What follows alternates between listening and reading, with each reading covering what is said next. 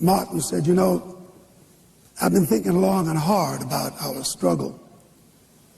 We worked tenaciously for our rights. And the culmination of all that effort will be reflected in what we've come to call the integration movement. And I sit here deeply concerned that I suspect we are leading our nation on an integration trip that has us integrating into a burning house. It's hard for people of my generation and younger to understand the amount of change and tumult that was afoot in the 1960s. Young kids of that generation were enjoying the post-war boom period, although living in two separate Americas. And, of course, the Caucasian group of kids were enjoying an America that was the envy of the world. But both of those sets of kids entered the 1960s, and in a 5-year time span, they saw the taking of the life of Medgar Evers in 1963, followed very closely by John F. Kennedy. And then 2 years later, they saw the taking of the life of El Hajj Malik El Shabazz, Malcolm X. And then 3 years later, 2 months apart, those kids saw the taking of Martin Luther King Jr.'s life and the life of Robert Kennedy. Some people of that era knew the gravity of that situation and knew that kids needed to hear something special because they saw America changing. What does assassination mean? Have you heard that word a lot today? Yes. I've been terribly concerned about the graphic display of violence which the mass media has been showing recently. I plead for your protection and support of your young children. There is just so much a very young child can take without it being overwhelming. The best thing in the world is for your children to be included in your family ways of coping, particularly now in this very difficult time in our nation. I care deeply about you and your families. I hope you know that. Salute to Red Pill Sleeper Cell for alerting me to the fact that I erroneously said that Mr. Rogers had previously been a Marine. Of course, he still remains a great American and one that we miss very much these days, and certainly one that we could use because he saw in the 1960s that young kids could not cope with this very easily. And he pled for families to help young kids through that time because otherwise kids were going to find a different way to cope. And that new way of coping might possibly break down the culture. Instead of relying on family and values, the culture went straight to self-gratification and the degradation of everything that had made us what we were. That burning house. These young people are saying that there must be a revolution of values in our country. As Jimmy Baldwin said on one occasion, what advantage is there in being integrated into a burning house? And I feel that there is a need for a revolution of values in America. I find a lot of sugar daddies on Hinge because it's easier than like seeking arrangements. I don't know. I wouldn't know. I don't know. Okay, well, I'm telling you. Okay. So, he's like, yeah, like, you're really pretty. And then I'm like, okay, like, he's like, I like to give gifts and stuff. Like, but he's never been in, like, he never had like a sugar baby before. Like, that's not his thing. But this is transactional. What was he getting? That's what he is not really like a sugar daddy. He was my boyfriend who was giving me money. Whatever they want. Whatever they want. Whatever they want? Whatever they want. I charge extra for some things. Like, this guy wanted me to piss on his hand. Unfortunately, in 2026, these kinds of videos are a dime a dozen. It's nothing to see young ladies these days speak openly and candidly of monetizing their youth and sexuality to become more wealthy. But, of course, culture says that some things are above wealth. Some things are above putting a price tag on. And when you basically put a price tag on everything in your culture, you don't really have a culture anymore.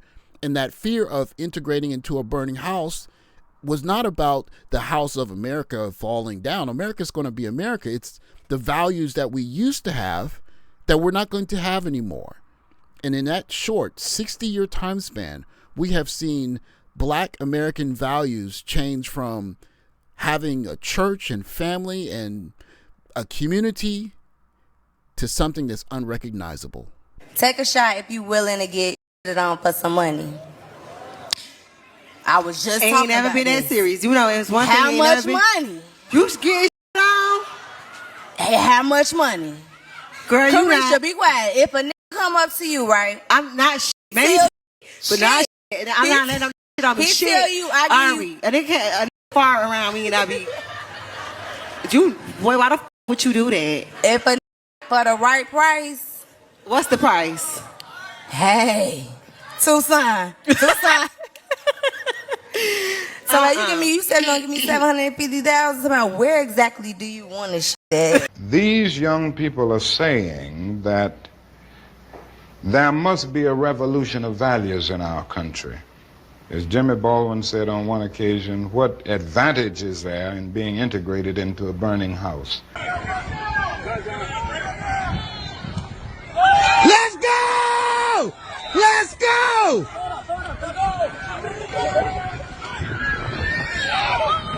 As Jimmy Baldwin said on one occasion, what advantage is there in being integrated into a burning house? But Lord said, I want to make a multi-millionaire out of someone, but they have to sow $10,000. He said, and they have to do that within 90 seconds. Everybody in here to get a glory seed. Hurry, get a glory seed. Get a glory seed. Empty your checking account out. Empty it out. If you're going to do it, get it now, write the check. If you do this, God said, I'm going to make you a multi-millionaire. I wish it was me. What advantage is there in being integrated into a burning house? How many dimes are in a dollar? How many dimes are in a dollar? There's 10 cents is a dime, and then 4 quarters make a dollar. So, let's see, 10, 20, 30, 40. I love when people think that I'm stupid, because tell me why I'm at the mechanic shop and he talking about I need a Cadillac converter, but I drive a Jeep. Make it make sense. Think I'm stupid. Okay, 2 dimes. 2 dimes. Is 20 cents. Where's my pin? No calculator, no calculator. Oh wait, this is the little thing that they do, and they put it on the little thing. Okay, so yeah, my name is Oshun. It's 2 dimes gives you. Two dimes give you a dollar. What advantage is there in being integrated into a burning house? You played a very large part in the way that I comforted my children. My ex-husband did not allow me to give them ice cream or cookies or go to fast food places, but I would sneak it to them so they could be happy. I doubled in weight and got up to over 200 pounds by the time I was 12. But as I gained more weight, my dad started to get more and more upset with me because of it. He tried to stop me and Carlton's weight gain, but it didn't stop us from eating how we wanted. And by the time I was 13, I was over 350 pounds. And Carlton was 5 or 6 and around 200. When I was around 10, I think that's when it got to its worst with my dad. So as a family, it was at a point where we couldn't take it anymore. So my mom took us and we ran. I felt very relieved when finally I was able to escape. Being away from my dad was such a relief to all of us. Instead of it being somber, everyone was happy about it. And I remember being allowed to eat as many desserts as I wanted, and I would just take advantage of it, and I would eat, and my mom wouldn't be crying, and my sister would be smiling, eating too. So it was a peaceful time. This country reveals its moral decay every day of its existence. Our prisons, the largest prison system in the world, are filled with those who are the victims of poverty. The women who are disenfranchised, young teenage mothers, are victims of poverty. Poverty is knocking at our door all day long. It sits in the mirror for us to look in every morning. When we look at what's going on with the schools in this country, we build more prisons than we build schools. We have more young black men and women in the prisons of America than we have in the universities. Poverty is in our face all day long. Why is everybody behaving all of a sudden like this is some great revelation? Of course, we could go back and forth about the stats that Harry Belafonte is using, but the truth is in his energy, his plea in this 2005 appeal for Black America to consider doing something different in the political process. His plea is really representation of him seeing an America that used to be there for Black people, or should I say a Black community that used to exist in America, and the one that he saw falling into decay, that was falling apart. And now 20 years after him making this speech, it's clear. In my lifetime, we've seen the fall of the Black church and the rise of the prosperity gospel preacher that is teaching wealth instead of trying to find some kind of equilibrium or holy path to walk with Jesus. We've seen young boys try to mimic what they've seen on television and boiling masculinity down to its least common denominator. We've seen young ladies who essentially want to mimic the get money at all cost and throw dignity to the side, even if it requires you to let other men do things to you that would remove your dignity in order for you to obtain wealth.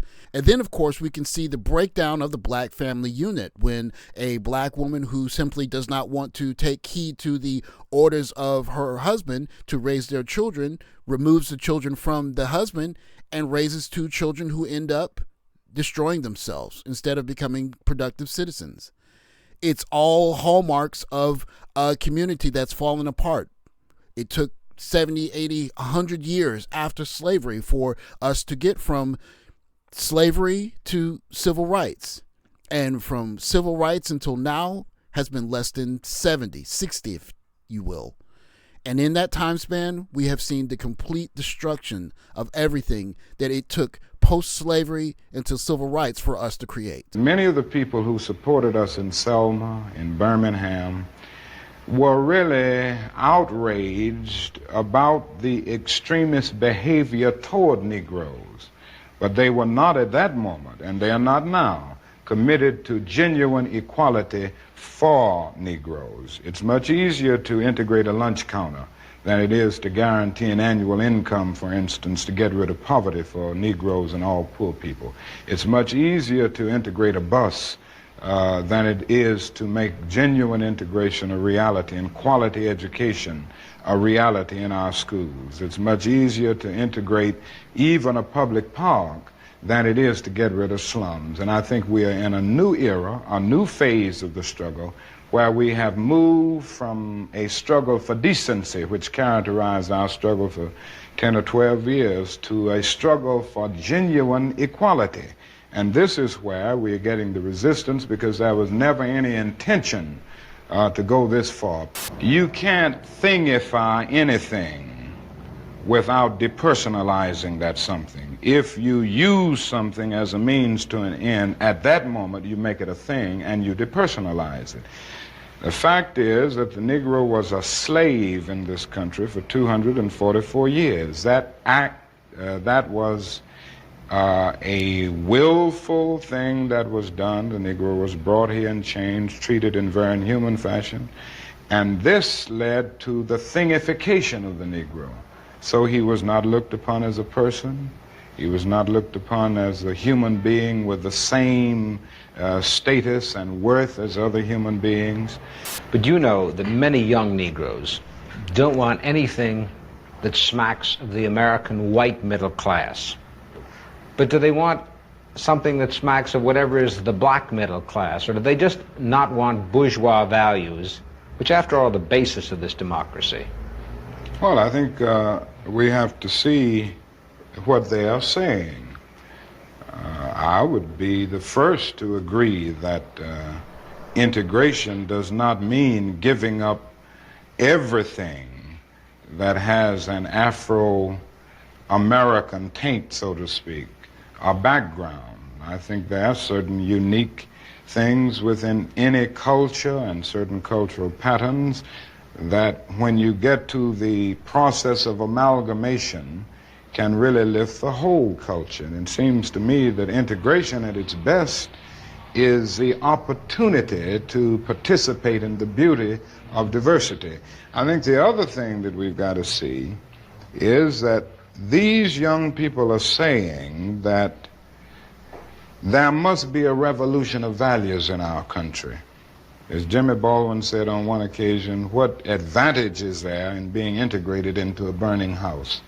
And I feel that there is a need for a revolution of values in America, because some of the values that presently exist are certainly out of line with the values and the idealistic structure that brought our nation into being. Unfortunately, we haven't been true to these ideals, and many of the values of so-called white middle-class society are values that need to be reviewed and re-evaluated, and in a real sense they need to be changed. So I think the young people in the Negro community who are raising these questions are raising some very profound questions about our total society. In other words, they are saying that there must be a restructuring of the architecture of our society where values are concerned. And with this, I would agree with. Two things. First of all, you know it's very difficult for me to edit Dr. Martin Luther King Jr., so give him some time to speak on his birthday. But the second thing, of course, is that this is a 38-year-old man, and he's not a prosperity gospel preacher, and he's not trying to milk people for their money. He's a man who cares. And for all of his faults, which have been documented in different ways and different ways that people feel about integration, there's no doubt that integration really couldn't be helped. It was going to happen one way or the other. And so we have to understand that what became of integration is just a reality of living in America. That said, the conversation about what it cost us as black people in terms of our culture is a different conversation. And it would be a very different conversation if the arrogance of the youth of Dr. Martin Luther King didn't get in the way, because there's no doubt in his mind, and it's no doubt in my mind, that he believed that he would be a party to that conversation. How are we going to create a new American culture that's wholesome, that includes black people in a way that's dignified and respectable? His life was cut short before we had that conversation, and the 60s turned into the 70s, and young people turned to partying and gratifying them in ways that were more opulent and self-fulfilling than had ever been seen before in the Western world, or maybe in the world at large. And here we are now, 60, 70 years later, and our culture is basically just getting money and showing off how much money we have. And we're starting to see the fallout from that suffering, because one thing you know as traveling the world is that there are poor people everywhere, but poor doesn't have to rob you of culture and dignity. When it starts to do that, it's a telltale sign that you don't have a culture anymore. And the signs of that are growing more and more every day. And it appears that instead of living in a burning house, many of us are now realizing that we're living in a culturally burned down one. Thanks for watching. Like, subscribe, comment below. Catch you next video. Take care, guys.